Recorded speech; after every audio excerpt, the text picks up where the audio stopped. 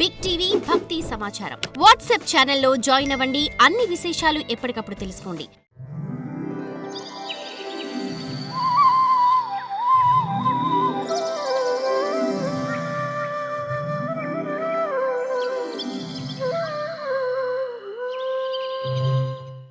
మానవుడు సత్యమనే ఆ 4వ పాదంతోనే నిన్ను పొందగలుగుతున్నాడు.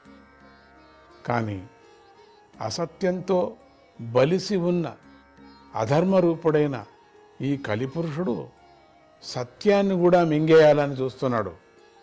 శ్రీకృష్ణుడు గోరూపంలో ఉన్న ఈ భూమి యొక్క బరువును దించాడు. ఇప్పుడు ఈమె కాంతిగల భగవంతుడి పాదాల గుర్తులతో మంగళరూపిణిగా వెలుగుపోతుంది.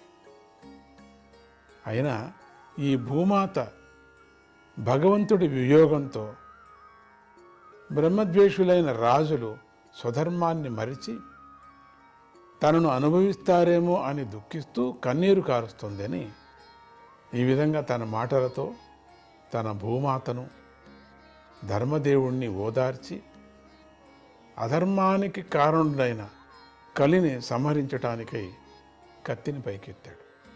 పరీక్షిత్తు తనను చంపబోతున్నాడని గమనించిన కలిపురుషుడు భయంతో వణికిపోతూ తాను ధరించిన రాచవేషాన్ని పక్కకు విసిరివేసి రాజుగారి పాదాలపై పడి తల వంచి నమస్కరించాడు. దీనవత్సలుడైన ఆ పరీక్షిత్తు శరణన్న వారిని రక్షిస్తాడేమో అని కీర్తి గలవాడు కదా, రక్షిస్తాడనేటువంటిది కీర్తి అప్పటికే వచ్చింది. అందువల్ల దయతో కలిని చంపకుండా విడిచిపెట్టి చిరునవ్వుతో ఇలా అన్నాడు, అర్జునుడి కీర్తిని ధరించే మా వద్ద చేతులు జోడించిన నీకు నిశ్చయంగా భయం లేదు పో. కానీ అధర్మానికి బంధువైన నువ్వు మా సామ్రాజ్యంలో ఎట్టి పరిస్థితుల్లోనూ ఉండకూడదు.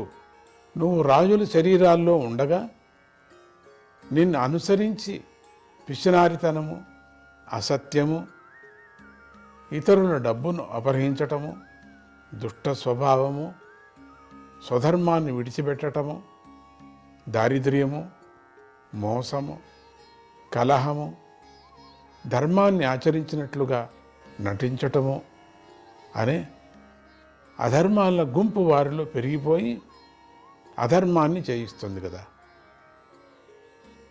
అధర్మమిత్రుడివైన ఓ కలి, కనుక ధర్మము సత్యము ఉండవలసిన బ్రహ్మవర్త దేశంలో నువ్వు ఉండరాదు.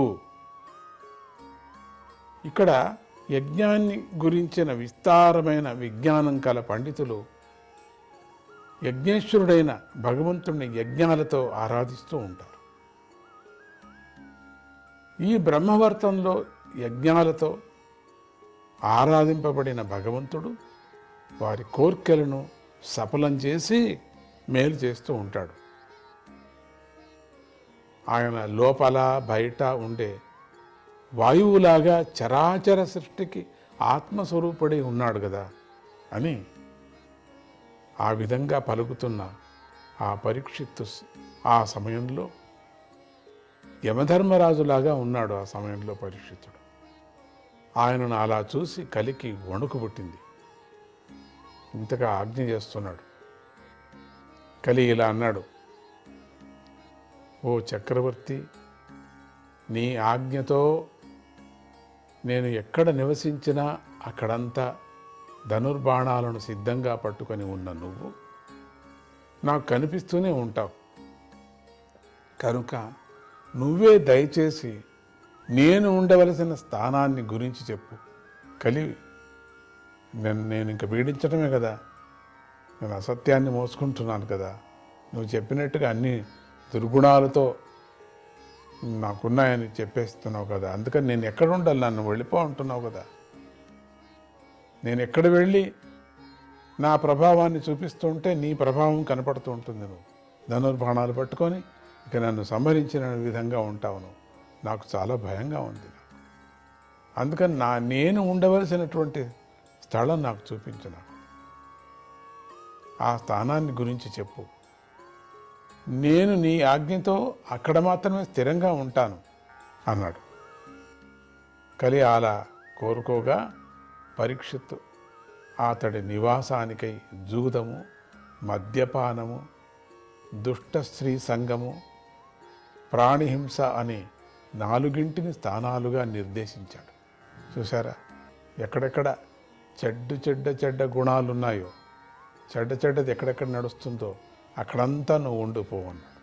సత్యం వదిలేసి అసత్యం ఎవరు పట్టుకున్నారో, అధర్మం ఎవరు పట్టుకున్నారో, జూదం ఎవరు ఆడుతున్నారో, మద్యపానం ఎవరు చేస్తున్నారో, ఇక స్త్రీ సంగము వ్యసనం అది ఎవరు పడుతున్నారో, ఎక్కడెక్కడ శౌచమే ఒక అశౌచంలాగా మైలలాగా ఎక్కడెక్కడ ఉంటుందో అక్కడంతా నువ్వు ఉండిపో. ఎక్కడ ప్రాణిహింస అనే విచారం జరుగుతున్నదో అక్కడంతా నువ్వు కలి ప్రభావం చూపించు. జూదంలో అసత్యము, మద్యపానం తాగి అట్లనే మత్తుగా పడుకునే వాళ్ళు చాలామంది ఉన్నారు. అది కాక మద్యపానంలో మదము, దుష్ట స్త్రీ సంఘంలో ఆసక్తి, చూసారా, ఇవి ఉంటే ప్రాణిహింసలు, క్రూరత్వము అనేవి ఉంటాయి. ఆ మాటలు విన్న కలి అధికంగా ఇంకొక స్థానాన్ని చూపించమన్నాడు. ఇంకోటి కూడా చెప్పండి అన్నాడు. పరీక్షిత్తు అతడికి బంగారాన్ని 5వ స్థానంగా చూపించి ఆ 5 ఉండిపోమన్నాడు. బంగారంలో ఉండమని చెప్పారు.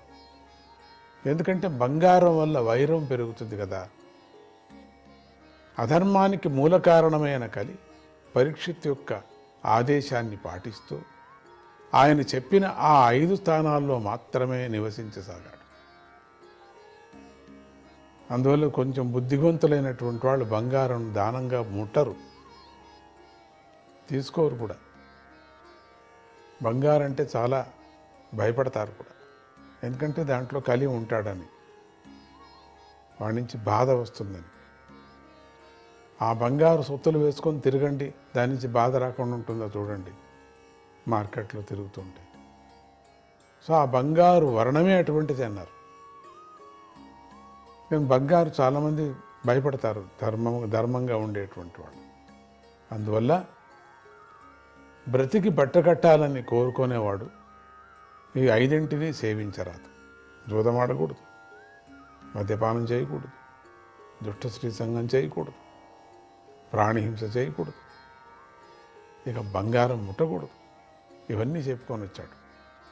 విశేషంగా ధర్మ మార్గంలో నడుస్తూ ప్రజలను పాలించే రాజులు, ధర్మాన్ని ఉపదేశించే గురువులు ఏ కాలంలో కూడా ఆ 5 జోలికి పోరాదు, పొరపాటున కూడా పోకూడదు.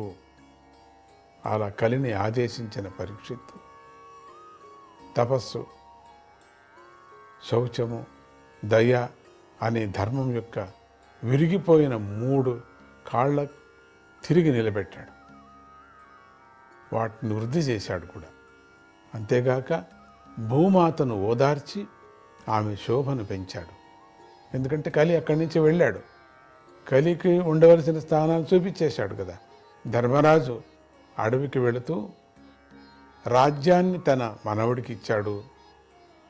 రాజర్షి, మహాత్ముడు, గొప్ప కీర్తి కలవాడైనటువంటి పరీక్షిత్తు ఆ సింహాసనాన్ని నిన్న మొన్నటి వరకు అలంకరించి హస్తినాపురంలో కురు సార్వభౌముడై వెలిగిపోయాడు.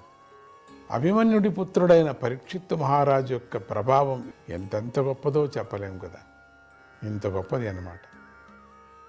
ఆయన రాజ్యం వెళుతూ ఉండగా మీరు సత్రయాగాన్ని సంకల్పించి యజ్ఞదీక్షను ధరించారు కదా అన్నాడు సూత మహర్షి. ఇంతటితో 17వ అధ్యాయం సమాప్తం.